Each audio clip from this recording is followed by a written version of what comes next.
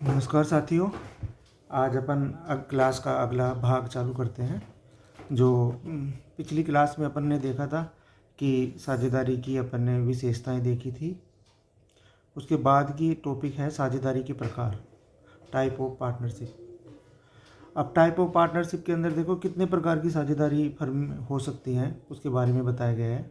तो सबसे पहला है देखो अपना सीमित और असीमित साझेदारी, लिमिटेड एंड अनलिमिटेड पार्टनरशिप। तो सीमित का मतलब ये होता है कि साझेदारों के दायित्व कहाँ तक सीमित हैं, अर्थात उनकी लगाई गई पूंजी तक, या फिर कभी ऐसी बात आ जाए कि फर्म की जो संपत्तियां हैं वो फर्म के दायित्वों को पूरा करने में कम पड़ जाएं, तो वो साझेदार की जो निजी संपत्ति होती है उसके द्वारा भी उसको वसूल किया जाएगा या नहीं किया जाएगा। अर्थात सीमित साझेदारी ऐसी साझेदारी होती है जिसमें साझेदारों का दायित्व उनके द्वारा लगाई गई पूंजी तक ही सीमित होता है। कल को कितना ही फर्म को लॉस हो जाए, कितने ही फर्म के लेनदार बढ़ जाएं, लेकिन साझेदार ने जो पूंजी लगाई है, ये अर्थात ये अपन ये कह सकते हैं कि साझेदार का जो पूंजी खाते में जो बैलेंस है उस सीमा तक ही उसका दायित्व है। उससे भी ज़्यादा यदि मान लो कोई दायित्व को चुकाना पड़ेगा तो वो साझेदार उसके लिए उत्तरदायी नहीं रहेगा और वो उसको चुकाने के लिए वो चुकाना नहीं पड़ेगा उसको, ठीक है। जबकि असीमित साझेदारी ऐसी साझेदारी होती है जिसमें साझेदार द्वारा असीमित मात्रा तक उसका दायित्व वहन करना पड़ता है। अर्थात असीमित साझेदारी ऐसी साझेदारी होती है जिसमें साझेदारों का दायित्व उसकी निजी संपत्ति तक फैला हुआ होता है। असीमित साझेदारी ऐसी साझेदारी होती है जिसमें साझेदारों का दायित्व उनकी निजी संपत्ति तक फैला हुआ होता है। तो अपन संक्षिप्त में कहना चाहें तो ये कह सकते हैं कि सीमित साझेदारी वो साझेदारी होती है जिसमें साझेदारों का दायित्व उनकी लगाई गई पूंजी तक सीमित होता है, जबकि असीमित साझेदारी ऐसी साझेदारी होती है जिसमें साझेदारों का दायित्व उनकी निजी संपत्ति तक फैला हुआ होता है। तो देखो ये एक प्रकार हो गया साझेदारी का। दूसरा है ऐच्छिक और विशेष साझेदारी, वॉलेंट्री पार्टनरशिप एंड स्पेशल या पर्टिकुलर पार्टनरशिप। तो देखो इसके अंदर क्या है, ऐच्छिक साझेदारी ऐसी साझेदारी होती है, ऐच्छिक साझेदारी ऐसी साझेदारी होती है जिसमें कोई भी साझेदार अपनी स्वेच्छा से फर्म से अवकाश ग्रहण कर सकता है। इस प्रकार की साझेदारी को किसी भी समय सभी साझेदारों की सहमति से अथवा किसी एक साझेदार द्वारा नोटिस दिए जाने पर समाप्त किया जा सकता है। कहने का मतलब साझेदार पर कोई इच्छा से कोई साझेदार, ऐच्छिक साझेदारी का मतलब अपन ये कह सकते हैं कि साझेदार जब फर्म को से निष्कासित होना चाहे तब वो हो सकता है। उसके ऊपर कोई ऐसा जिम्मेदारी वाला वो नहीं है कि ये पर्टिकुलर कार्य को पूरा होने के बाद या एक विशेष समय पूरा होने के बाद ही वो साझेदारी फर्म से छोड़ के जा सकता है। जब भी साझेदार की इच्छा है वो बाकी के साझेदारों को लिखित में एक नोटिस देगा कि मैं साझेदारी फर्म से जाना चाहता हूँ, और उसी समय ये प्रक्रिया चालू हो जाएगी कि साझेदार का जो भी पूंजी खाते में बैलेंस है वो उसको लौटा दिया जाएगा। तो ऐसी साझेदारी क्या कहलाती है, ऐच्छिक साझेदारी। जबकि विशेष साझेदारी देखो क्या होती है, विशेष साझेदारी ऐसी साझेदारी होती है जो किसी कार्य विशेष के लिए की जाती है। जैसे ही वह कार्य पूरा हो जाता है उनके मध्य साझेदारी का समापन स्वतः ही हो जाता है। जैसे पुल का निर्माण, कोई मान लीजिए कोई पर्टिकुलर कोई भी कार्य करने के लिए उनको भी साझेदारी हुई, जैसे वो कार्य पूरा हो गया अपने आप ही साझेदारी का समापन हो जाएगा, ठीक है। तो ये होती है ऐच्छिक और विशेष साझेदारी। तीसरी निश्चितकालीन और अनिश्चितकालीन साझेदारी। देखो नाम से ही विदित हो रहा है, निश्चितकालीन साझेदारी कौन सी साझेदारी कहलाएगी। निश्चितकालीन का मतलब होता है ऐसी साझेदारी जिसमें कोई समय विशेष हो, एक पर्टिकुलर टाइम के लिए साझेदारी की जाएगी। जैसे ही वो समय पूरा हो जाएगा फिर वो साझेदारी फर्म अपने आप ही समाप्त हो जाएगी। और अनिश्चितकालीन साझेदारी में कोई समय विशेष नहीं रहता, जब तक उनके बीच में उनका हो रहा है, जब तक उनके बीच में मान लीजिए साझेदारी चल रही, जब तक चलती रहेगी। ऐसा समय के लिए कोई विशेष वो नहीं है उसके अंदर, टाइम पीरियड। तो देखिए इसके अंदर क्या लिखा है, निश्चितकालीन साझेदारी ऐसी साझेदारी होती है जिसमें साझेदारी की समयावधि पूर्व निर्धारित होती है, जैसे 1 साल, 2 साल, 5 साल, 10 साल। अनिश्चितकालीन साझेदारी ऐसी साझेदारी होती है जिसमें साझेदारी के संबंध में कोई भी समय अवधि निर्धारित नहीं की जाती, यानी कि असीमित समय तक वो साझेदारी रहेगी। जब तक उनके विचार मिल रहे हैं, जब तक उनके बीच में कोई झगड़ा नहीं हो रहा, तब तक वो साझेदारी चलती रहेगी। और चौथी है वैध और अवैध साझेदारी। देखो नाम से ही हो रहे हैं सभी चीज़ों में, नाम से ही आप इनमें 2 लाइनें लिख सकते हो। वैध और अवैध साझेदारी, लीगल एंड अनलीगल पार्टनरशिप। वैध साझेदारी ऐसी साझेदारी होती है जिसमें प्रचलित कानूनों की पालना की जा रही है, यानी कि कोई भी कानून के हिसाब से जो साझेदारी वैध है, जिसमें कोई भी कानून का उल्लंघन नहीं किया जा रहा, वो साझेदारी कहलाती है वैध। और जिसमें कोई भी गैर कानूनी कार्य किया जा रहा हो, वो अवैध साझेदारी कहलाती है।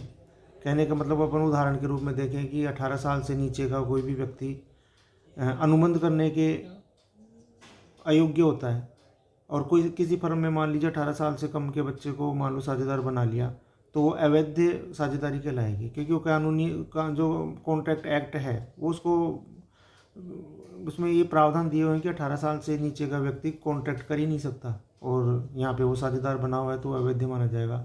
या कोई ऐसी साझेदारी जिसमें मान लो कोई पर्टिकुलर लाइसेंस लेना पड़ता हो, या उसके लिए कहीं से परमिशन लेनी पड़ती हो, और वो लोग उसकी परमिशन नहीं ले रखे हों और वैसे ही व्यापार कर रहे हों, तो वो भी अवैध कहलाएगी। या फिर अपन ये भी कह सकते हैं कि मान लीजिए अपन ने पहले पढ़ा था कि बैंकिंग व्यापार में 10 और साधारण व्यापार में 20 से ज़्यादा साझेदार नहीं बन सकते, लेकिन किसी ने मान लो साधारण व्यापार में 20 से ज़्यादा साझेदार बना रखे हैं, तो वो साझेदारी भी अवैध साझेदारी कहलाएगी। ठीक है, तो इसमें बताया कि अवैध साझेदारी ऐसी साझेदारी होती है जिसमें कानून का उल्लंघन किया जा रहा हो, जैसे यदि साझेदारी फर्म में निर्धारित अधिकतम साझेदारों की संख्या से ज़्यादा हो जाए, अर्थात बैंकिंग व्यवसाय में 10 या अन्य में 20 से ज़्यादा हो जाए, किसी शत्रु राष्ट्र के नागरिक को साझेदार बना लिया जाए। देखो कई बार ये होता है कि सरकार के स्तर पे होता है कि ये राष्ट्र अपना शत्रु राष्ट्र है, अब उससे कोई भी लेन देन कोई व्यक्ति नहीं करेगा, ना उनसे कोई बातचीत करेगा ना, तो ऐसे में मान लो कोई शत्रु राष्ट्र के नागरिक को यदि साझेदार बना रखे हैं अपन, तो उसमें देश की सुरक्षा के लिए खतरा हो जाता है, इसलिए वो कानून का उल्लंघन माना जाता है। तो अपन ये कह सकते हैं कि शत्रु राष्ट्र के नागरिक को साझेदार बना लिया जाए तो वो कानूनी रूप से अवैध है। किसी अवैध कारोबार में फर्म संलग्न हो या उद्देश्य ही अवैध हो, कहने का मतलब अवैध का मतलब होता है गैर कानूनी, कोई गैर कानूनी कार्य कर रहा हो तो वो क्या कहलाएगी, अवैध साझेदारी। देश में प्रचलित अन्य किसी नियम या अंतर्राष्ट्रीय नीति का फर्म द्वारा उल्लंघन किया जा रहा हो तो ये भी क्या कहलाएगी, अवैध साझेदारी। तो वैध और अवैध, देखो तो इसके शॉर्टकट में अपन नाम देखते हैं। तो सबसे पहले देखा अपन ने साझेदारी के प्रकार में सीमित और असीमित साझेदारी। सीमित साझेदारी वो साझेदारी होती है जिसमें साझेदारों के द्वारा लगाई गई पूंजी तक साझेदारों के दायित्व सीमित होते हैं, जबकि असीमित साझेदारी ऐसी साझेदारी होती है जिसमें साझेदारों की लगाई गई पूंजी से भी बढ़कर उनकी निजी संपत्ति तक उनका दायित्व फैला हुआ होता है। ऐच्छिक साझेदारी और विशेष साझेदारी।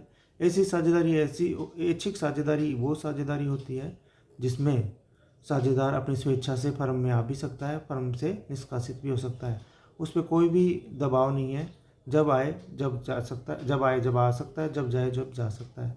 ठीक है, जबकि विशेष साझेदारी वो साझेदारी होती है जिसमें किसी विशेष कार्य के लिए साझेदारी बनाई गई थी, जैसे ही वो विशेष कार्य पूरा हो जाएगा वो अपने आप ही साझेदारी का समापन हो जाएगा। निश्चितकालीन और अनिश्चितकालीन साझेदारी। निश्चित काल में नाम से विदित हो रहा है कि किसी पर्टिकुलर टाइम के लिए यदि साझेदारी फर्म चलाई जा रही है तो वो निश्चितकालीन कहलाएगी, और जिसमें ऐसा कोई समय पीरियड नहीं है, असीमित समय के लिए वो साझेदारी बनाई जा रही है तो वो अनिश्चितकालीन साझेदारी कहलाएगी। वैध और अवैध साझेदारी। वैध साझेदारी वो साझेदारी जिसमें फर्म का उद्देश्य, फर्म का कारोबार वैधानिक तरीके से किया जा रहा हो, सभी कानून का पालन करते हुए किया जा रहा हो, तो वो वैध साझेदारी कहलाएगी। और जो किसी गैर कानूनी कार्य के हिसाब से या गैर कानून का उल्लंघन करते हुए साझेदारी फर्म चलाई जा रही है उसको अवैध साझेदारी कहेंगे। अवैध साझेदारी के 3-4 उदाहरण दिए हुए हैं, जैसे सदस्यों की संख्या मान लीजिए साधारण व्यापार में 20 होनी चाहिए अधिकतम, लेकिन वो 20 से ज़्यादा हो गई तो वो अवैध मानी जाएगी। किसी शत्रु राष्ट्र के नागरिक को यदि अपन ने साझेदार बना लिया तो वो भी अवैध हो जाएगी। फर्म किसी ऐसे कारोबार में संलग्न है जो अवैध है तो भी अवैध कहलाएगी। देश में प्रचलित अन्य किसी नियम या अंतर्राष्ट्रीय नीति का फर्म का द्वारा उल्लंघन किया जा रहा हो तो वो भी अवैध कहलाए। अब देखो एक इम्पोर्टेंट पॉइंट चालू होता है, साझेदारी संलेख। देखो साझेदारी संलेख क्या होता है? Partnership deed. अपन शुरू में पढ़े थे कि साझेदारों के मध्य समझौता होना चाहिए। समझौता मौखिक भी हो सकता है, लिखित भी हो सकता है, लेकिन लिखित समझौता यदि है तो वो भविष्य के लिए एक सबूत प्रूफ का काम करता है। कोई भी साझेदार उसका उल्लंघन नहीं कर सकता। यदि कोई उल्लंघन करता है तो लिखित दस्तावेज के आधार पर कानून की मदद ली जा सकती है, उनके खिलाफ के कोर्ट केस किया जा सकता है, कानून के द्वारा उस चीज़ को परिवर्तनीय किया जा सकता है। तो साझेदारी संलेख होना जरूरी है। तो इसमें देखिए क्या है,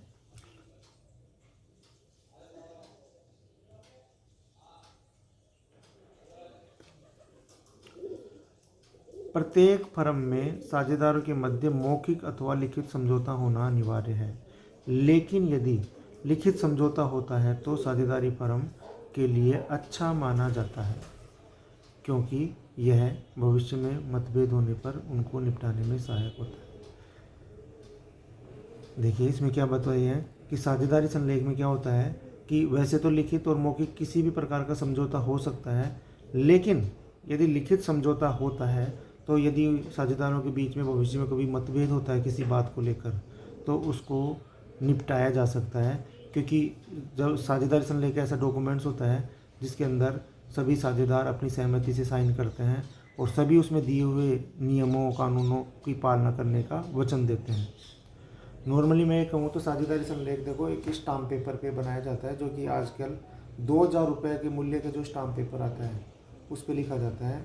उसमें साझेदारी फर्म से रिलेटेड सभी बातें रहती हैं, जैसे साझेदारों का नाम, प्रकार, फर्म का नाम, फर्म का स्थान, फर्म क्या क्या कार्य करेगी, फर्म और साझेदारों के मध्य जो शर्तें तय हुई हैं कि पूंजी के संबंध में, लाभों के संबंध में, कोई साझेदार यदि फर्म को पूंजी दे रहा है या लोन दे रहा है तो उसके ब्याज के संबंध में, और यदि कोई साझेदार मान लीजिए फर्म को छोड़ के जाना चाहता है तो उसके संबंध में, ये सभी तमाम बातें उस साझेदारी संलेख में लिखी हुई होती हैं और सभी साझेदार उसको पढ़ते हैं और समझते हैं और उसके बाद अपनी सहमति से उस पर साइन करते हैं।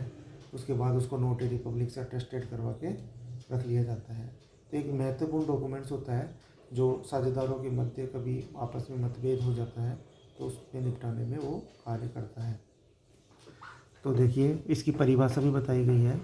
साझेदारों के मध्य साझेदारी व्यापार से संबंधित सभी शर्तें एवं नियम किसी प्रपत्र पर लिखकर अपनी सहमति दे देना साझेदारी संलेख कहलाता है। मतलब ऐसा कोई डॉक्यूमेंट तैयार करना जिसमें साझेदार और साझेदारी फर्म के बीच जो भी शर्तें तय हो रही हैं, जो भी चीज़ें हैं, वो सभी लिख दी जाएं और उस पर सभी साझेदार अपनी सहमति दे दें, तो वो डॉक्यूमेंट जो होता है वो क्या कहलाता है? साझेदारी संलेख। दूसरे शब्दों में साझेदारी संलेख ऐसा लिखित प्रलेख होता है जिसमें साझेदारी व्यापार से संबंधित सभी शर्तें लिखी हुई होती हैं तथा उन शर्तों की पालना हेतु सभी साझेदार सहमत हो जाते हैं। ठीक है। अब है साझेदारी संलेख में लिखी जाने वाली महत्वपूर्ण बातें क्या क्या होती हैं। देखो साझेदारी संलेख में क्या क्या चीज़ें आती हैं। साझेदारी संलेख में एक तो फर्म का नाम आता है, साझेदारों के नाम और उनके पूर्ण पते लिखे हुए होते हैं। देखो बेसिक चीज़ें हैं ये, तो वैसे भी आप मानोगे कि भाई ये तो होनी चाहिए। देखो फर्म का नाम भी होना चाहिए, है ना, तभी तो पता चलेगा किस फर्म का संलेख है। जो जो साझेदार बने हुए हैं उन सब के नाम होना चाहिए, उनके पते होने चाहिए, लाभ हानि का क्या अनुपात रहेगा वो उसमें मेंशन होना चाहिए, पूंजी एवं आहरण पर ब्याज हेतु प्रावधान होना चाहिए। कल को मान लो कोई साझेदार व्यापार में पूंजी लगा रहा है या औरों से ज़्यादा लगा रहा है तो उस संबंध में उसको क्या ब्याज दिया जाएगा या नहीं दिया जाएगा। या कोई साझेदार बीच बीच में अपने पर्सनल निजी खर्चों के लिए मान लीजिए पैसे निकाल रहा है, जिसको अपन ड्राइंग्स बोलते हैं, तो वो चीज़ यदि वो कर रहा है तो उस पर ब्याज वसूला जाएगा या नहीं वसूला जाएगा, इसके बारे में भी इसमें प्रावधान दिए हुए लिखे जाने चाहिए। साझेदारों के वेतन, कमीशन, बोनस संबंधी भी प्रावधान होने चाहिए। यदि कोई साझेदार मान लो ज़्यादा मेहनत कर रहा है तो उसको हो सकता है उसको वेतन अलग से दिया जाए। कोई साझेदार ज़्यादा से ज़्यादा सेल करने की प्रयास कर रहा है तो हो सकता है उसको कमीशन के रूप में कुछ अलग से पैसे दिए जाएँ, बोनस दिया जाए। तो इस तरह से यदि दिया जाना है तो वो लिख देंगे, नहीं दिया जाना है तो उसमें नहीं लिखेंगे। नए साझेदार के प्रवेश एवं अवकाश ग्रहण के संबंध में भी प्रावधान दिए हुए होते हैं। फर्म के समापन के समय दिवालिया साझेदार की न्यूनता की पूर्ति के संबंध में प्रावधान। कल को मान लीजिए फर्म समाप्त हो गई और कोई साझेदार की पूंजी इतनी बची हुई नहीं है फर्म में कि वो दायित्वों को चुकाने के लिए पर्याप्त हो, तो ऐसे संबंध में उसके मान लीजिए जो पूंजी है वो दिवालिया, क्योंकि चूँकि वो साझेदार दिवालिया हो चुका तो वो घर से तो ला नहीं सकता। ऐसे में बची हुई जो न्यूनता है, मतलब कहने का मतलब नॉर्मली साझेदारी असीमित दायित्व वाली होती हैं। साझेदारों को निजी संपत्तियों से पैसे वसूल किए जाते हैं और उनको फर्म को चुकाया जाता है ताकि फर्म भी अपने लेनदारों का भुगतान कर सके। लेकिन मान लो कोई साझेदार दिवालिया ही हो गया तो वो ला नहीं सकता। ऐसे में जो न्यूनता रह गई, उसकी जो कमी रह गई, उसको बाकी के बचे हुए समर्थ साझेदार जो हैं वो किस अनुपात में बांटेंगे, किस अनुपात में उसको वहन करेंगे, इसके संबंध में भी उस साझेदारी संलेख में नियम लिखे होते हैं। और ये तो एक उदाहरण के रूप में थे। इनसे भी ज़्यादा कोई यदि कोई विशेष प्रावधान डालना है तो वो भी साझेदारी संलेख में डाल सकते हैं, बशर्ते वो प्रावधान गैर कानूनी नहीं होना चाहिए। ठीक है। अब देखिए इंपॉर्टेंट क्वेश्चन बनता है, कई बार एग्जाम में आया हुआ है कि साझेदारी संलेख के अभाव में लागू होने वाले नियम। यदि मान लीजिए कोई साझेदार की संलेख के अभाव में क्या नियम लागू होंगे। अर्थात मौखिक साझेदारी है, लिखित साझेदारी नहीं है। तो देखो लिखित साझेदारी होने पर ही विशेष नियम लागू होंगे। यदि उनके बीच में कोई प्रावधान नहीं है लिखित में तो डिफ़ॉल्ट रूप में साझेदारी अधिनियम 1932 में ये बताया गया है कि ये नियम लागू होंगे। क्या नियम लागू होंगे? सभी साझेदारों के मध्य लाभ हानि अनुपात बराबर बांटेंगे। लाभ हानि अनुपात का विभाजन बराबर बराबर होगा। कोई साझेदार ये नहीं कहेगा कि मेरी पूंजी ज़्यादा है, मेरे को ज़्यादा दो। अरे ज़्यादा लेना है तो फिर संलेख में लिखो, व्यवस्था करो कि पूंजी अनुपात में लाभ हानि बटेंगे। ठीक है। किसी भी साझेदार को वेतन, कमीशन, बोनस नहीं दिया जाएगा। कोई भी साझेदार वेतन के लिए, कमीशन के लिए, बोनस के लिए नहीं कहेगा, और यदि कहता है तो अवैध माना जाएगा, उसकी बात को सुनी नहीं जाएगी। किसी भी साझेदार की पूंजी पर ब्याज नहीं दिया जाएगा। किसी भी साझेदार से आहरण पर ब्याज नहीं लिया जाएगा। ना तो पूंजी पर ब्याज दिया जाएगा, ना आहरण पर ब्याज लिया जाएगा।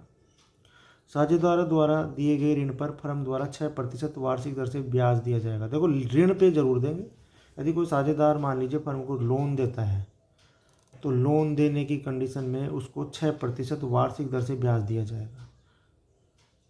प्रत्येक साझेदार को व्यापार की लेखा पुस्तकों का निरीक्षण करने व व्यापार के संचालन में भाग लेने का अधिकार होगा। भाग, देखो इसमें छपा नहीं, भाग लेने का अधिकार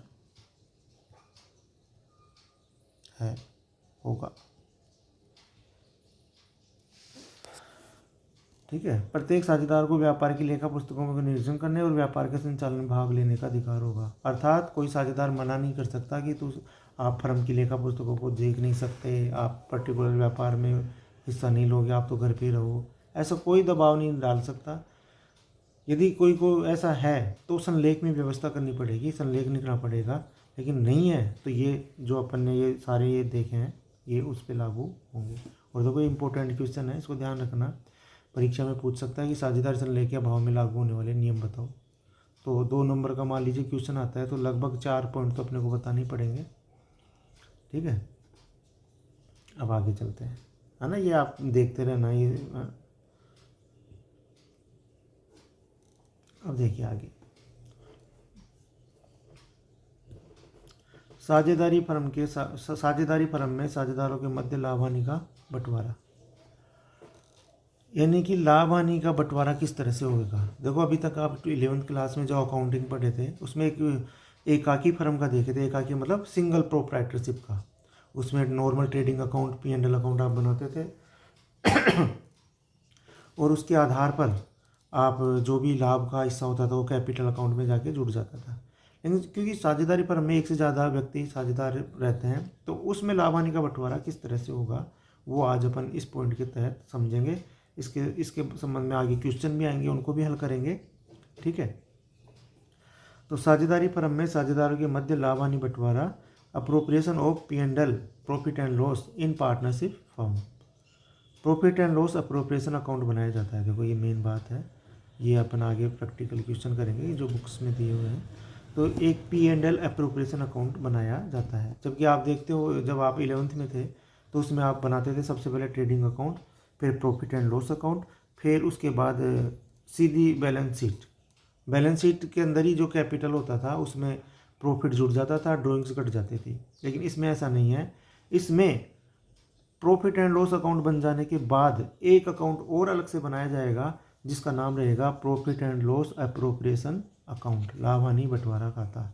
इसमें साझेदार और फर्म के मध्य जो भी लेन देन हुए हैं, जैसे साझेदारों को कोई ब्याज दिया गया है, पूंजी पे दिया गया है या ऋण पे दिया गया है, साझेदारों को वेतन दिया गया है, कमीशन या बोनस दिया गया है, या साझेदारों से आहरण पर ब्याज वसूल किया गया है, तो वो चीज़ें इसमें आएंगी। इसमें सिर्फ साझेदार और फर्म के मध्य जो लेन देन हुए ना उन्हीं का ही लेखा किया जाएगा। साझेदार और फर्म के लेन देन से अलावा यदि कोई लेन देन हुआ है तो वो तो normal profit and loss account में ही जाएगा। इसमें तो मात्र वही लेन देन आएंगे जो साझेदार और फर्म के मध्य हुए हैं। तो देखो इसमें आगे देखते हैं अपन।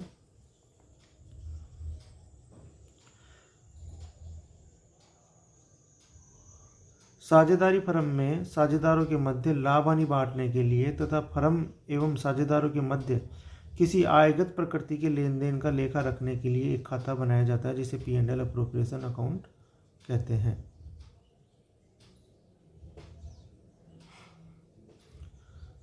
कहने का मतलब देखो इसमें एक एक बात पे ध्यान दीजिए। साझेदारी फर्म में साझेदारों के लाभ हानि बांटने के लिए तथा फर्म एवं साझेदारों के मध्य किसी आयगत प्रकृति के लेन देन, देखो ये मेन है आयगत प्रकृति का लेन देन।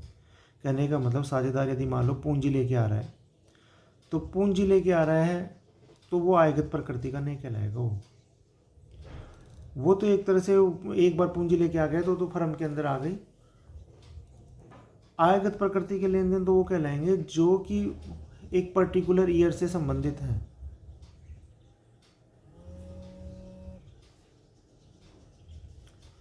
अर्थात जैसे पूंजी पर ब्याज, साझेदारों को वेतन, कमीशन, बोनस इत्यादि, तो उनका लेखा रखने के लिए एक खाता बनाया जाता है जिसे अपन क्या बोलते हैं P&L अप्रोप्रिएशन अकाउंट। इस खाते की विशेषताएं क्या होती हैं? इसे अंतिम खातों के रूप में वर्ष के अंत में बनाया जाता है। देखो ये जैसे अंतिम खाते बनते हैं ना अपनी जो लेजर की सहायता से, अपन ये कह सकते हैं ट्रायल बैलेंस की सहायता से, उसके बाद यानी कि जब ट्रेडिंग अकाउंट P&L अकाउंट बन जाने के बाद इसको बनाया जाता है। इसे लाभ हानि खाता बनने के बाद किंतु कैपिटल अकाउंट बनने से पहले बनाया जाता है। इस खाते में केवल साझेदार व फर्म के मध्य हुए आयगत लेन देनों का ही लेखा किया जाता है। अभी अपन प्रैक्टिकली क्वेश्चन करेंगे, फॉर्मेट देखेंगे, उसमें आपको अच्छी तरह समझ में आ जाएगा ये। इस खाते के शेष को लाभ हानि अनुपात में साझेदारों के पूंजी या चालू खाते में भेज दिया जाता है। इस खाते का जो लास्ट में बैलेंस बचता है ना वो साझेदारों के कैपिटल अकाउंट में ट्रांसफ़र हो जाता है। यदि मान लीजिए लाभ होते हैं तो उनकी पूंजी बढ़ जाएगी इसका, और यदि हानि होती है तो उससे उनकी पूंजी घट जाएगी। ठीक है ना। तो ये इस खाते की विशेषताएं हैं। विशेषताएं बहुत नॉर्मल विशेषताएं हैं जो कि अपन सवाल जब करेंगे तो आपको अपने आप ही मन से ये विशेषताएं तो आ जाएंगी, क्योंकि इसमें वो सब करने वाले हैं जो इस विशेषताओं में बता रखे हैं। ठीक है। अब देखिए P&L अप्रोप्रिएशन अकाउंट का फॉर्मेट क्या रहेगा, किस तरह का फॉर्मेट रहेगा, किस तरह कौन सी चीज़ किस तरफ आएगी। देखो आप भी जानते हो कि खर्चे जो भी होते हैं वो लाभ हानि खाते में डेबिट साइड में आते हैं, और यदि फर्म को कोई भी इनकम हो रही है साझेदारों से तो वो लाभ हानि खाते के क्रेडिट साइड में आएंगी। ठीक है। तो आय तो आएंगी क्रेडिट साइड में और खर्चे आएंगे डेबिट साइड में। ये डेबिट साइड है। अब देखो इसका एक एक अपन देखते हैं एक एक बात को। P&L अप्रोप्रिएशन अकाउंट का फॉर्मेट इस प्रकार बनाया जाता है। देखिए सबसे पहले P&L appropriation account for the year ended, जो भी ईयर होगा वो अपन लिख देंगे। जैसे अभी अपने 31/3/24 आ जाएगा। ठीक है। इसमें क्या रहेगा देखो, सबसे पहले जो भी पी एंड एल अकाउंट जो बना था ना, trading P and L account बनने के बाद उसका जो बैलेंस आएगा वो सवाल में दिया हुआ रहेगा आपको, वो ट्रांसफ़र करना है। यदि मान लीजिए लॉस है उस खाते का तो वो डेबिट साइड में आ जाएगा, और यदि वो लाभ है तो क्रेडिट साइड में आएगा, क्योंकि आय और इनकम की सारी चीज़ें क्या होती हैं, क्रेडिट साइड में। आप भी जानते हो कि पी एंड एल अकाउंट में इधर बैलेंस आया होगा इससे पहले जो बना होगा, तो अगले खाते में तो क्रेडिट साइड में जाएगा, जब भी तो ख़त्म होएगा ना बैलेंस, ठीक है ना। तो यदि यहाँ पे लाभ है, इनकम की साइड का जोड़ ज़्यादा था और खर्चे की साइड का जोड़ कम था, तो लाभ माने जाएंगे, और लाभ ऐसे के ऐसे यहाँ पे ट्रांसफ़र हो जाएंगे। ये पूरी फर्म के लाभ है, कोई पर्टिकुलर साझेदार से संबंधित नहीं है। साझेदारों के तो बाद में बटेंगे, अभी यहाँ पे पूरी फर्म ने कितना भी लाभ कमाया वो यहाँ पे आ जाएगा। कल को कोई हानि होती है तो यहाँ आ जाएगा, दोनों में से एक चीज़ आएगी, क्या तो ये आएगा क्या ये आएगा। लाभ है तो क्रेडिट साइड में, इनकम है तो लाभ या इनकम है तो क्रेडिट साइड में, और खर्चे या लॉस है तो हानि है तो कहने का मतलब वो कहाँ आ जाएगी, डेबिट साइड में।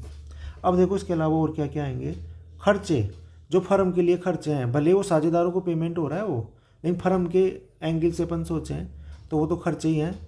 तो खर्चे में क्या हो सकता है, देखो किसी साझेदार को सैलरी दी जा रही हो, किसी साझेदार को कमीशन दिया जा रहा हो, किसी साझेदार को बोनस दिया जा रहा हो, किसी साझेदार को रेमुनरेशन दिया जा रहा हो, उसका नाम आ जाएगा to salary A, salary to A, salary to B, salary to C, commission to A, commission to B, है ना। ए बी मैं साझेदारों के नाम बता रहा हूँ ना, रेमुनरेशन टू एक्स साझेदार, ठीक है।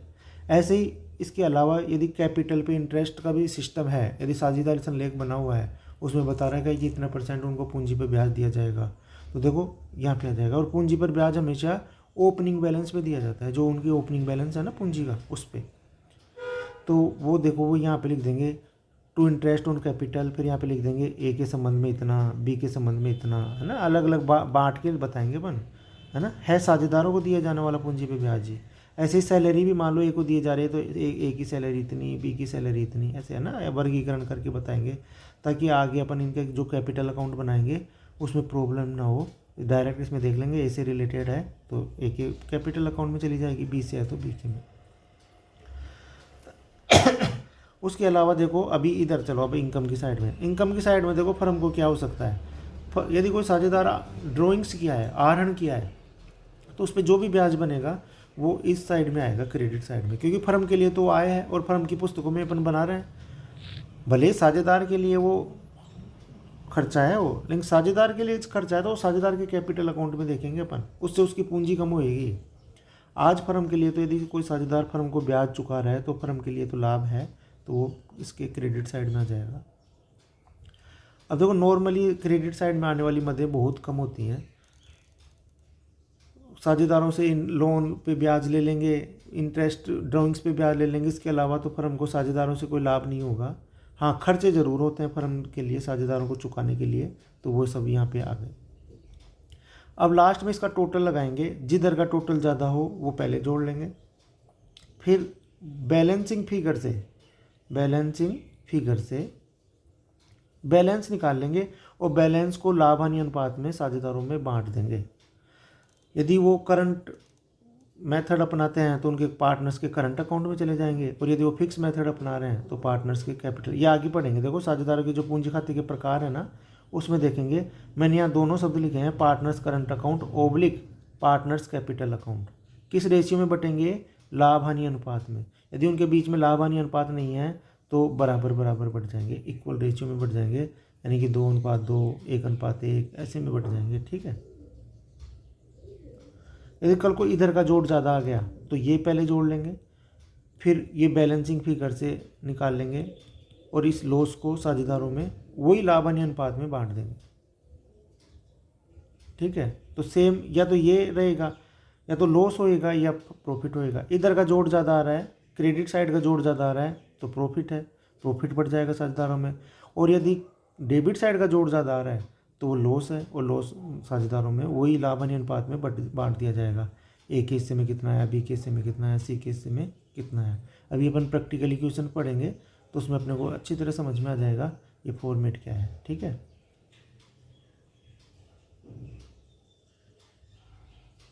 अब देखो थोड़ी सी थ्योरी हो रहा है, उसके बाद अपन सवालों में चलेंगे, है ना, ठीक है।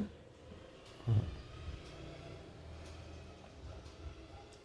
साझेदारों की पूंजी एवं आहरण पर ब्याज की गणना। देखो क्वेश्चनों में आएगा कि फला साझेदार ने इतनी पूंजी बीच में लगाई, या किसी साझेदार ने हर माह आहरण किया, या पर्टिकुलर टाइम पे एक निश्चित राशि का आहरण किया, तो वो उसमें इंटरेस्ट की कैलकुलेशन कैसे होएगी, है ना, वो चीज़ अपन इसमें देखने वाले हैं। तो साझेदारी की पूंजी एवं आहरण पर ब्याज, ठीक है, सॉरी, साझेदारों की पूंजी और इंटरेस्ट,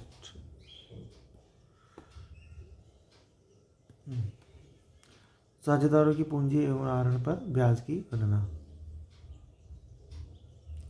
अब देखिए इंटरेस्ट ऑन कैपिटल, है ना, पूंजी पे ब्याज कैसे लगाएंगे ना, तो सीधा सा है, वही है, कोई अलग से नहीं है। जो नॉर्मल आप 10th क्लास में कोई के भी ब्याज निकालना है तो उसका अमाउंट गुणा रेट बटा 100 गुणा टाइम, बस वही फॉर्मूला है।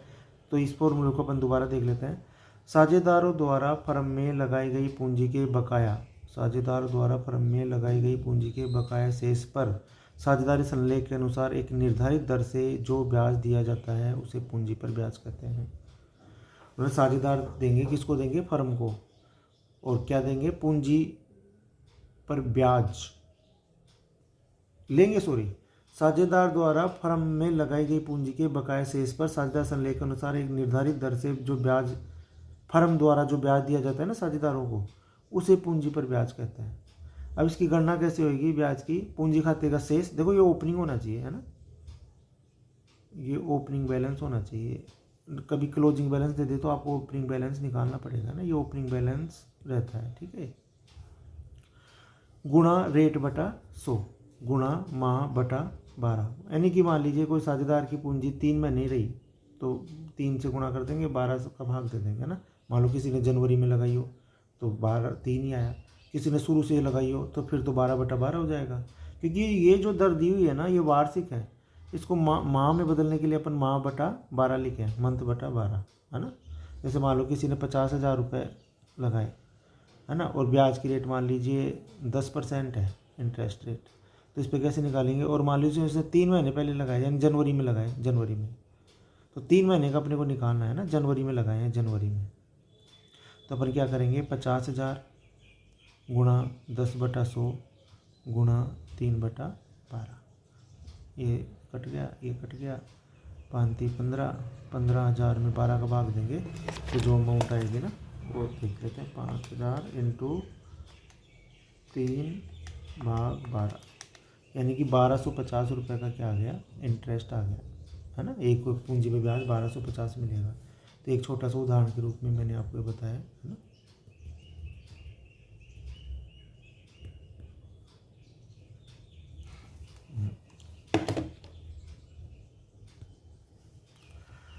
ब्याज की गणना गुणनफल विधि द्वारा भी ज्ञात की जा सकती है। देखो एक गुणनफल विधि भी होती है ना, क्योंकि गुणनफल इसमें तो क्या है कि कोई साझेदार मान लो बार बार पूंजी लगा रहा है, बार बार हर महीने लगा रहा है मान लो, तो इसमें बार बार अपन निकालेंगे तो काफ़ी बड़ा हो जाएगा जो पहले वाली मेथड है।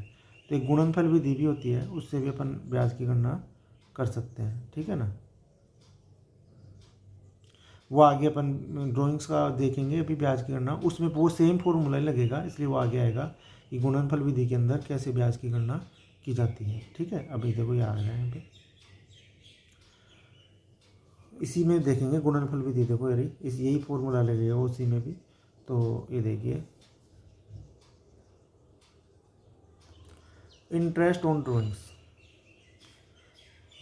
साझेदारी फर्म साझेदार द्वारा फर्म में आहरण की गई राशि पर फर्म को ब्याज चुकाया जाए तो ऐसा ब्याज आहरण पर ब्याज कहलाता है। यदि कोई फर्म है मान लीजिए, उसमें साझेदारों द्वारा पूंजी आहरण किया जा रहा है, तो उस पर यदि साझेदारी संलेख में व्यवस्था है तो उस पर फर्म द्वारा साझेदारों को आहरण पर ब्याज चुकाया जाएगा। इससे ये होता है कि देखो साझेदार बिना ज़रूरत के वो बार बार आहरण नहीं करेंगे, क्योंकि उनको पता है कि यदि वो आहरण करेगा तो उस पर ब्याज चुकाना पड़ेगा। तो अपनी ज़रूरतों के लिए बार बार फर्म से आहरण नहीं करेगा, क्योंकि फर्म के अंदर पैसा रहना ज़रूरी है, क्योंकि पैसा रहेगा तभी फर्म अपनी वृद्धि कर पाएगी, ठीक है ना।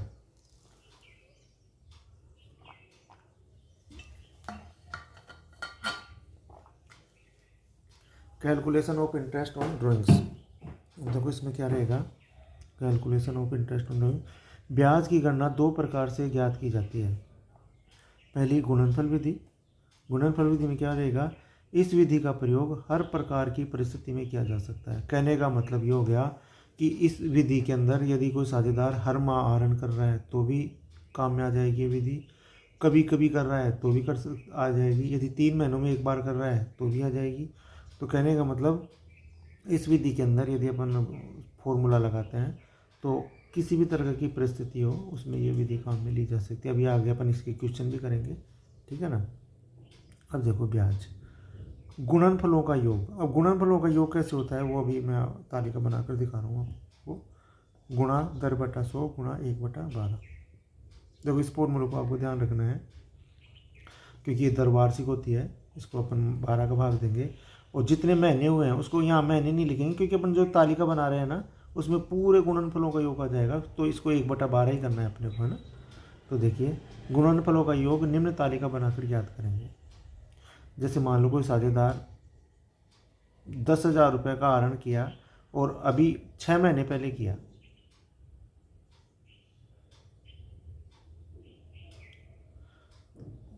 कोई साझेदार 6,000 रुपये का आहरण किया और उसके मान लीजिए 4 महीने पहले किया वो, और किसी साझेदार ने 30,000 रुपये का आहरण किया लेकिन वो 31 मार्च के दिन ही किया, तो उसमें एक भी महीना नहीं हुआ। देखो लास्ट में अपन 31 मार्च को अकाउंट्स बनाते हैं तो उसमें तो एक लास्ट डे को वो आहरण कर रहा है तो इसमें एक भी माह नहीं आएगा, तो इसमें अपन ने नील कर दिया।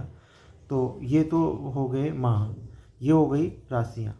10,000 का आहरण किया और मान लीजिए वो करा 1 सितंबर को, तो आप देखिए सितंबर के बाद सितंबर, अक्टूबर, नवंबर, दिसंबर, जनवरी, फरवरी, 1 अक्टूबर को किया वो। 1 अक्टूबर की ये डेट है, 1 अक्टूबर को मान लीजिए आहरण किया 1 अक्टूबर को। अब 1 अक्टूबर से आप देखोगे तो 6 महीने बचते हैं। देखो पूरा अक्टूबर, नवंबर, दिसंबर, जनवरी, फरवरी, मार्च। ज़रूरी नहीं है 1 अक्टूबर को करे, वो 15 अक्टूबर को भी कर सकता है, 30 को भी कर सकता है, लेकिन उसके लिए फिर मैं आपको ये जो है ना तालिका उसमें फिर मैं मान लो तो 31 अक्टूबर को किया वो, तो फिर उसमें 5 महीने बचेंगे क्योंकि वो अक्टूबर तो चला गया, ठीक है ना। तो ये डेट का भी इम्पोर्टेंस है। यदि मान लो 15 अक्टूबर को किया तो 5.5 महीने बच गए। तो आपको देखना है कि कब से वो कब आहरण किया और 31 मार्च तक कितना टाइम बच गया, वो मंथ अपने को यहाँ लिखना है। ये राशि वो लिखनी है जो उसने आहरण की थी, और इनको आपस में अपन क्या कर देंगे, गुणा कर देंगे, तो ये आ जाएगा गुणनफल। हालांकि उसने 60,000 का आहरण नहीं किया, आहरण तो 10,000 का ही किया है, लेकिन अपन यहाँ पे गुणनफलों का योग लिखेंगे क्योंकि यहाँ पे अपन 12 का वापस भाग दे दिए, तो ये वापस उसमें से वो हट जाएगा उसका प्रभाव, ठीक है ना। ऐसे ही मान लीजिए 6,000 रुपये का आहरण किया और उसने किया होगा 1 दिसंबर को आहरण किया होगा, तो दिसंबर पूरा, जनवरी, फरवरी, मार्च, ऐसे 4 महीने आ गए, तो इसको आपस में गुणा कर दिया तो ये क्या आ गए 24,000। इसने 30,000 का आहरण किया और 31 मार्च को किया तो इसमें एक भी महीना नहीं आया, तो ये नील हो गया। तब इनको अपन ने जोड़ा तो क्या आ गए 84,000 रुपये। अब इस 84,000 को अपन यहाँ पे लिखेंगे गुणनफलों का योग में 84,000 इस फॉर्मूले में लिख रहे हैं, गुणा मान लीजिए उनकी रेट है 12%, 12/100, ठीक है ना, गुणा 1/12, ये एक ही रहेगा ना हमेशा ऊपर 1/12। अब देखो इनको अपन आपस में काट दिए, 12 से 12 कट दिए, तो ये क्या आ गया 840 रुपये क्या आ गया उनका पूंजी पर ब्याज, आहरण पर ब्याज, ठीक है ना। ये इंटरेस्ट ऑन ड्राइंग्स आ गया, है ना। सीधी सी बात है। देखो गुणनफल विधि के अंदर जो आपको सवाल देगा अभी थोड़ी देर में अपन करेंगे ना, नेक्स्ट क्लास में करेंगे वो, अभी थोड़ी देर में बना है ना। तो उसमें आपको तो अभी ये फॉर्मूला ध्यान रखना है, गुणनफलों का योग गुणा दर बटा 100। इसमें एक फिर तालिका बनाएंगे अपन, तालिका में क्योंकि गुणनफलों का योग चाहिए अपने को। अब योग कैसे निकले, तो उसके लिए अपन ये 3 कॉलम की एक तालिका होती है छोटी सी, वो बना लेंगे। कब कब कितने कितने रुपए का वो आहरण किया, कितने माह उसने पैसे का प्रयोग किया, और उससे आपस में गुणा करके गुणनफल आ गया, उसका योग कर लेंगे क्योंकि इस फॉर्मूले में अपन को योग चाहिए, तो ये योग कर लेंगे। जैसे इसमें ये 84,000 अपन ने योग कर लिया, गुणा दर बटा 100, दर मान लो 12% दी हुई है तो 12/100 लिख देंगे, गुणा 1/12, ये हमेशा फिक्स है 1/12 ही रहेगा हर में, ठीक है ना, ये बदलेगा नहीं। तो इस तरह से अपन इसमें वो कर लेंगे, ठीक है। तो अब औसत विधि देखो अपन अगली क्लास में देख रहे हैं अभी थोड़ी देर में, ठीक है ना। तो ये अभी यहाँ तक समाप्त करते हैं।